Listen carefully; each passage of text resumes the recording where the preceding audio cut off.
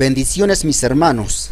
Hace bastante y mucho tiempo vengo anunciando que el presidente Donald Trump de los Estados Unidos de América concretará la paz y seguridad en el Medio Oriente. Esta noticia que vamos a escuchar a continuación de la cadena Hispan TV es muy revelador.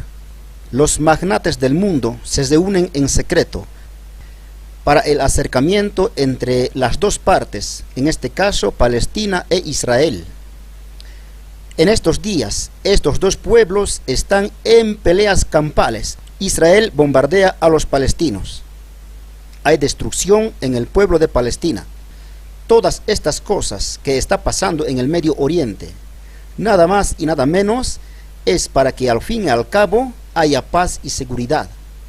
Muchos cristianos no creerán lo que va a acontecer dentro de muy poco tiempo.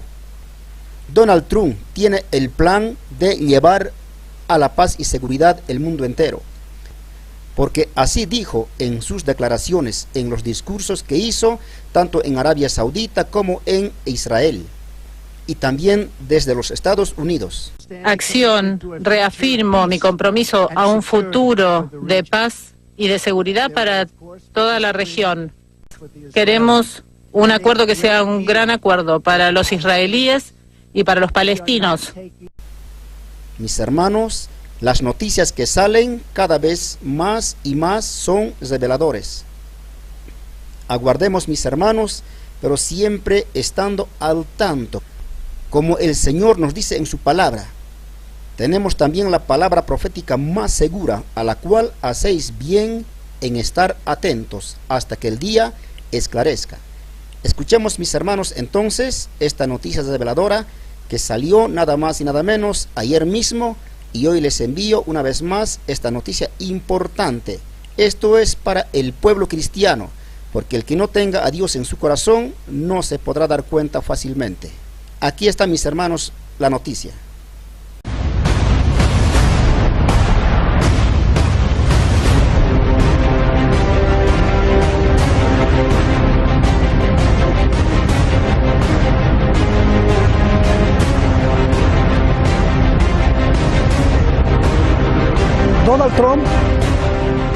Donald Trump ordenó el acuerdo del siglo para alcanzar la paz entre Israel y Palestina. Se ha filtrado que quizá en los próximos días se anuncie oficialmente. Pero, ¿qué hay detrás del famoso acuerdo del siglo? ¿Es en realidad la paz la que preocupa a Estados Unidos? ¿Por qué están tan interesados en que Jerusalén al-Quds sea su capital eterna e indivisible y jamás soltar lo que apuntan como el templo de Salomón? ¿Acaso las profecías gobiernan en Washington? ¿Su poder, su dólar y su obsesión terrible por gobernar Tierra Santa dependen de ello? Soy Roberto de la Madrid y esto, la denuncia, el coraje por la denuncia, es detrás de la razón.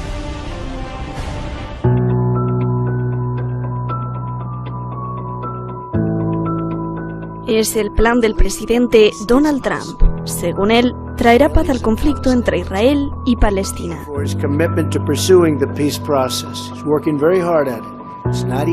Lo redacta este señor, el yerno y asesor principal de Trump, Jared Kushner.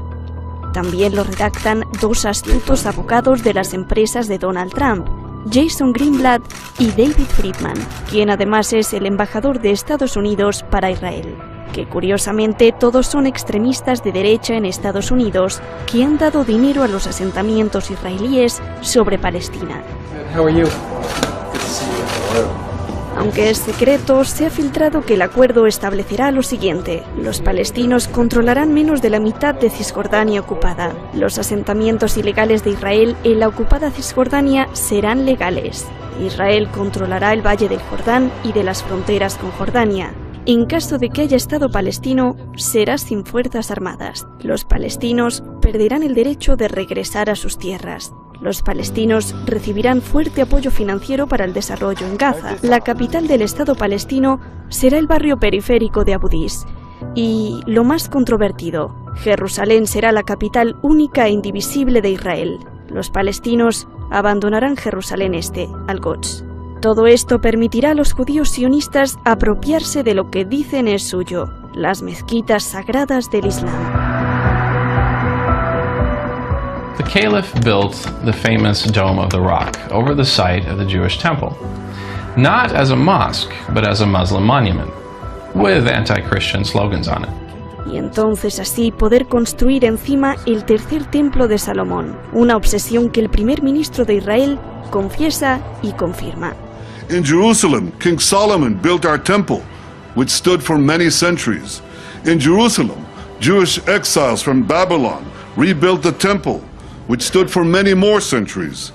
In Jerusalem, the Maccabees rededicated that temple and restored Jewish sovereignty in this land. And it was here in Jerusalem, some 2,000 years later, that the soldiers of Israel spoke three immortal words: Hal Habayit Be'adenu, the Temple Mount is in our hands. And God bless Jerusalem, the eternal, undivided capital of Israel. Baruch atah Adonai, Eloheinu melech haolam.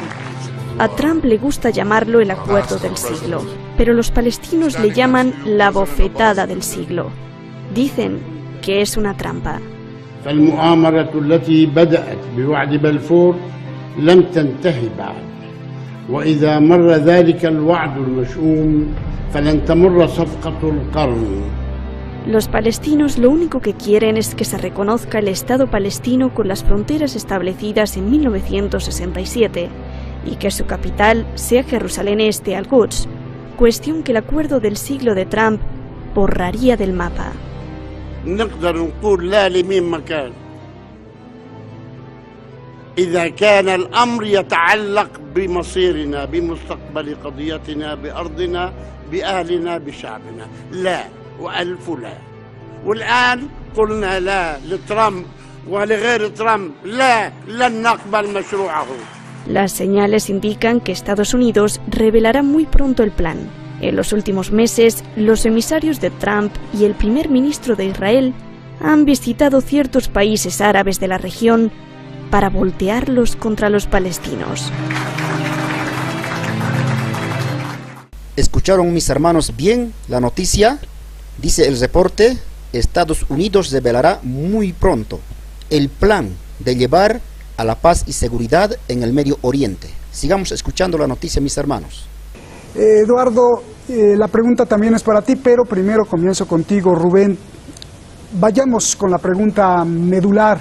¿Por qué el acuerdo del siglo y la paz para Israel es en torno a la capital sagrada, única e indivisible, que para ellos es toda Jerusalén? Pregunta, al ver que Israel no quiere por nada del mundo ceder la parte donde están las mezquitas sagradas, ni abandonar su creencia del Templo de Salomón, y al ver que si esto pasa, y si se dieran esta parte que está en Jerusalén Este, se ahorrarían mucho dinero en seguridad, vendría la paz y no habría tanta muerte. ¿Podemos decir que se trata de una necedad o de una primicia basada no en política ni en economía, sino en una cuestión de fe súper religiosa, de que ese lugar debe ser de los judíos y nada más que de ellos? Rubén. Bueno, el Templo de Salomón lleva ahí por siglos, por miles de años, y tienen el derecho a considerar que deba seguir ahí y que en el futuro se pueda edificar ese nuevo templo. La cuestión del acuerdo de paz es que la situación en Oriente Próximo ha llegado a un punto donde se debe negociar. Los palestinos y sus aliados, por mucho que digan que Israel no existe o que no debe existir, esto no va a pasar. Por tanto, conviene negociar y recordar la posición que tiene ahora mismo Palestina, que es tremendamente débil. En esta situación lo que debe hacer Palestina es negociar, probablemente conseguir algún acuerdo quizás sobre un tercio de Jerusalén, como ya se había hablado en otras ocasiones, y finalmente que se dé lugar la situación de dos estados. Israel no era tan grande cuando todo esto comenzó allá en el año 47. Han sido las guerras que le han declarado al Estado de Israel lo que ha provocado que Israel haya ampliado su territorio como necesario territorio de franja de seguridad respecto a sus vecinos. Entonces, este tratado de paz es completamente necesario y como todo tratado tiene una negociación. Ahora y en vamos esa con el negociación tratado. los palestinos tendrán que ser razonables. Bien, ahora vamos con el tratado. Rubén, yo te preguntaba por el asunto medular, porque en el tratado y en el no tratado siempre está Jerusalén como capital única e indivisible. Y entonces la pregunta que se hace mucha gente es que las decisiones políticas están secuestradas por una decisión de misticismo y de fe religiosa. Esto no contradice el derecho internacional, la Carta de las Naciones Unidas y los derechos humanos. Rubén, rapidito para pasar con Eduardo. No, en absoluto. Aquí el tema de Jerusalén es mucho más que el templo de Salomón. Es una cuestión de seguridad también respecto al futuro Estado palestino.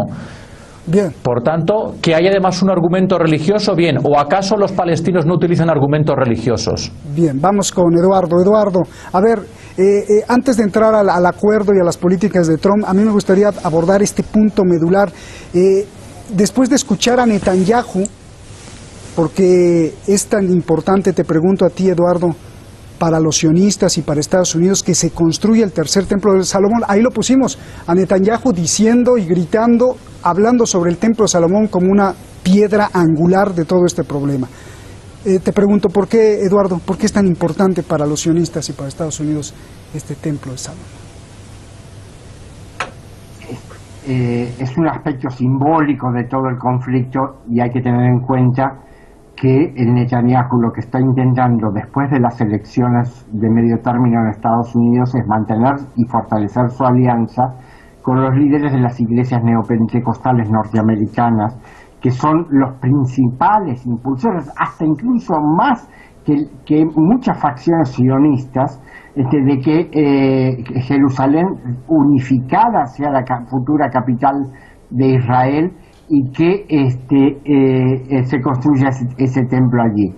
Porque eso es una legitimación. O sea, la agitación en torno al tercer templo no es otra cosa que una forma de una bandera de movilización para mantener unificados y muy militantes a facciones no solamente sionistas, sino facciones militantes de las iglesias neopentecostales en Estados Unidos, hoy en día, como sudamericano lo tengo muy en claro, en Brasil. Es decir, todo lo que es la movilización militante y armada más fuerte de esta reconstrucción del imperio norteamericano que está haciendo Donald Trump. El motivo es absolutamente simbólico. Eso por una parte. Oye, espera, antes de que vayas a la otra parte, entonces este rollo de los derechos humanos, la igualdad y la democracia es un truco en Estados Unidos, y más están buscando el Templo de Salomón como una señal de apocalipsis y de advenimiento de la capital eterna judía, como una cuestión de fe. A ver. Quisiera diferenciar. El tema de los derechos humanos no está en el discurso de Trump, no es un tema de su interés, puede ser que lo mencione en algún momento, pero no es una bandera que a él le importe mucho. La bandera ideológica que él utiliza es precisamente la misma que se utilizó en los mitos fundadores de los Estados Unidos, la Nueva Jerusalén. Es el templo en la montaña, es esa idea de la predestinación del imperio norteamericano que comenzó en el siglo XVII y se prolonga, y de tanto en tanto reaparece. Es decir, eso es lo que a ellos les interesa. Trump quiere alcanzar un acuerdo en Oriente Medio, efectivamente lo quiere alcanzar, pero bajo condiciones de supremacía. Habría que hablar un poco de cuáles son las relaciones de fuerza y cuáles son los acuerdos políticos y económicos que en este momento, que en los últimos tiempos se han ido gestando con otros actores en la región, que acercan bastante esa posibilidad, aunque a mí me parezca espantosa. Oye, Eduardo, ¿y cómo entender que en pleno siglo XXI la política o una decisión política que incluya ciudadanos de diferentes religiones, porque en Jerusalén y en Estados Unidos viven gente de diferentes religiones, pues se base solo en lo que le dice, por ejemplo, Dios a Netanyahu? Ahí lo dijo también en el discurso que pusimos. A ver, aclarémonos, tanto Trump como Netanyahu no son mesiánicos. Es decir, son dos políticos hiperpragmáticos que combinan hábilmente religiosidad con negocios, con fuerza, y Netanyahu lo que quiere es afirmar la posición de Israel para el futuro. Hay que tener en cuenta que Israel ha cerrado acuerdos muy sólidos con la República Popular China para que la ruta de la seda y la franja lleguen al Mediterráneo a través de puertos israelíes. Bien. A ver, vamos con Rubén. Rubén, se han filtrado partes del acuerdo del siglo que propone Estados Unidos. Antes que nada, primero, ¿por qué la paz entre los palestinos e Israel la tiene que diseñar Estados Unidos? Porque Estados Unidos es el hegemón global, provee de seguridad y tiene la potencia de fuego y el poder normativo para poder respaldar y que luego se cumplan los tratados.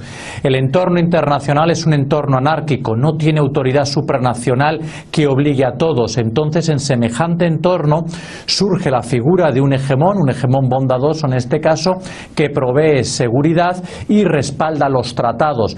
Cualquier tratado entre Israel y Palestina no tendría gran utilidad, no tendría proyección en el futuro si los Estados Unidos no lo respaldasen y por tanto no contribuyesen al diseño de ese tratado. Tiene que ser así, porque si no las partes no van a ponerse de acuerdo nunca. Hace falta la acción de una potencia hegemónica para llevar a buen puerto ese tratado y garantizar a las partes que el tratado se cumplirá. ¿Qué les parece, mis hermanos? Estas señales proféticas están más claras ahora. El periodista Roberto de la Madrid dice: ¿por qué Estados Unidos tiene que diseñar el plan para el acuerdo de paz entre Israel y Palestina? Y esto es pura verdad, mis hermanos. Los Estados Unidos de América se encargará de arreglar estos dos pueblos en breve. No falta mucho tiempo, mis hermanos. Y detrás del presidente Donald Trump están los poderes, los magnates, los más capos que dominan el mundo entero. Los verdaderos mandatarios están tras de los presidentes, que no conocemos a ciencia cierta quiénes son. Oye, Rubén, pero cuando hay un intermediario, pues el intermediario tendría que ser imparcial. ¿Cómo entender un acuerdo de paz imparcial cuando los redactores del acuerdo de paz han invertido mucho dinero en la construcción de asentamientos israelíes considerados, por cierto, ilegales por la propia ONU? ¿De qué plan de paz se puede hablar, Rubén? Pues se puede hablar de un plan de paz viable porque está respaldado por la hegemonía mundial que representan los Estados Unidos. Y en todo plan de paz habrá partes que negociarán y está claro que Estados Unidos e Israel quieren que se llegue a ese acuerdo de paz. Tengo dudas de si los palestinos desean firmar ese acuerdo de paz o las autoridades palestinas, como siempre, condenarán a su propia población a la situación que viven actualmente. Bien, a ver, te quiero preguntar, Eduardo, ¿tú estás de acuerdo con que Estados Unidos debe diseñar el plan de paz y que además pues el plan de paz no es para nada imparcial porque borra por completo pues los pedimentos de los palestinos como la capital también, Jerusalén Este? Por favor. A ver, con muchísimo respeto porque no conozco al colega, si eso me lo hubiera dicho en 2011, 2012, cuando comenzaban el plan de destrucción y recolonización de Oriente Medio que llamaron la Primavera Árabe, yo se lo podía creer. Hoy en día es irreal. Es decir, Estados Unidos ha cesado de ser el hegemón mundial y Donald Trump tampoco lo desea. Esto es muy importante. Donald Trump es un líder nacionalista cuyas conductas y cuya ideología a mí no me gustan para nada, pero que es muy realista y sabe perfectamente los límites del poder de los Estados Unidos. Lo que está haciendo Donald Trump, como buen jugador de póker que es adelantando fichas para obligar a los otros a jugar en sus términos. Es decir, Donald Trump sabe, porque es una persona muy inteligente, que el pueblo palestino y los distintos partidos de la resistencia palestina nunca jamás pueden aceptar ese tipo de plan, porque sería la destrucción nacional de Palestina. Y para eso han luchado más de 100 años. Es decir, lo que está tratando es de crearles las condiciones bajo las cuales ellos tendrán que entrar a las negociaciones. Y lo que está haciendo es apresurarse antes que las potencias competidoras, en este caso concretamente Rusia, la República Islámica de Irán y la República Popular China, avancen hacia la mesa de negociaciones, porque es evidente, es decir, que se está diseñando el tablero para futuras negociaciones. Lo que está en discusión en este momento es quién se va a sentar ese tablero en torno a esa mesa, con qué cartas en la mano y con cuáles posibilidades, con cuántas fichas, con cuántas posibilidades para jugar. A ver, Rubén, ya nos vamos, nos queda poquito tiempo. Yo te hago, si quieres hacer una réplica, porque Eduardo te dijo que pues no, que no hay tal hegemón, no hay un Estado hegemón, que el propio Trump dijo que ya no tenía tanto poder Estados Unidos y que él quería ser de nuevo el hegemón, pero todavía no, o sea, reconocido por Donald Trump. Y yo te hago dos preguntas. Jerusalén fue declarada por la ONU como un territorio especial y tierra santa para las tres religiones, el judaísmo, el cristianismo y el islam. ¿Por qué Israel no respeta que sea un territorio internacional administrado por las tres religiones más importantes del mundo en vez de que sea su capital eterna? Esa es una pregunta. Y la segunda pregunta es, ¿qué harán políticos como Netanyahu al ver que cada vez hay más jóvenes judíos ateos que están más interesados en la paz con los palestinos que en guerras de dogma? Por favor. Lo primero, tiene razón mi colega en Argentina cuando dice que Estados Unidos ya no tiene el poder de antaño, pero sigue siendo un hegemón global, sigue siendo una potencia con enorme poder y actualmente la única con la capacidad económica, militar y normativa de respaldar un tratado de estas características y hacer que se cumpla, obligando a las dos partes. Lo segundo, el Estado de Israel tiene todo el derecho del mundo a considerar Jerusalén como la capital de su territorio porque es su territorio. No era así en el año 47 cuando se crearon dos estados donde se compartía Jerusalén. Fueron los palestinos los que atacaron al Estado de Israel y el Estado de Israel el que ha ido ganando las sucesivas guerras que le han ido declarando y ha ido creando franjas de seguridad. La actual situación es una que han de negociar y sí, ciertamente los palestinos no están en una condición óptima para negociar. Sería muy inteligente y muy racional que los palestinos aceptasen la solución de dos estados para luego como Estado poder mejorar su posición en el entorno. Y realmente a los jóvenes judíos, a los jóvenes israelitas les preocupa la situación de seguridad que viven y en este caso es Netanyahu quien está garantizando mejor la seguridad de Israel. Bien, gracias. Sin embargo, hay informes de que la población va a crecer y en unos años pues van a ser más árabes y palestinos que judíos.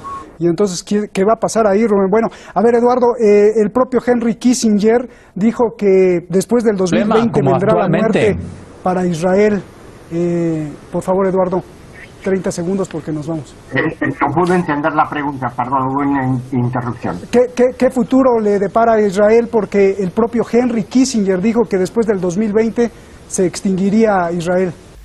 Esto puede ser una profecía exacta de Henry Kissinger. Ahora entendamos bien. Israel se extinguiría a partir del 2020, según dice el reporte. Los que ya tienen conocimiento de la profecía que se cumplirá en Israel. Israel será azotado con gran azote. Y efectivamente se cumplirá esta profecía conforme a la Biblia. Porque en la gran tribulación el pueblo de Israel será llevado a campos de concentración, miles y miles. Leamos qué dice en la Biblia del pueblo de Israel. Y acontecerá en toda la tierra, es decir, en toda la tierra de Israel, dice el Señor, que las 2/3 partes serán cortadas en ella, y se perderán, mas la tercera quedará en ella. Y para este cumplimiento no falta mucho, está muy próximo a cumplirse, mis hermanos. Ya casi termina la noticia, escuchemos un momento más. Bueno, eso es una decisión del pueblo israelí. Quiero diferenciar radicalmente israelíes y judíos, por favor. Bien. Es decir, yo tengo, por parte de madre, tengo origen judío y debería ser considerado como judío. Lo que pasa es que no tuve formación en ese sentido y nunca me considere, pero me considero perteneciente a una cultura y un pueblo judío. Entonces, y que no soy sionista, que siempre he apoyado la causa palestina, y que por lo tanto soy laico y no y aspiro a que Israel pueda vivir en paz con sus vecinos, también con los palestinos, en un estado en un estado o en una convivencia de estados democráticos. Yo tengo que cortar, Eduardo, perdón, se nos acabó el tiempo. Me encantaría seguir conversando con ustedes. Un abrazo, Eduardo, hasta Buenos Aires. Un abrazo. Un abrazo. Rubén, un abrazo allá a Madrid. Gracias. Para los estudiosos de las religiones es sabido que muchas de las cosas de los textos sagrados son simbolismos que se deben interpretar como tal, y solo así se puede dar la convivencia entre todos, para apropiar su fe de manera personal y no invadir ni gobernar al otro. Pero desgraciadamente, como en el caso de hoy, hay muchos políticos que usan la fuerza de la fe para ganar votos y poder. Es tarea de usted entonces estar alerta y más aún denunciarlo, aunque sea alertar a su vecino, con eso basta. Buenas noches.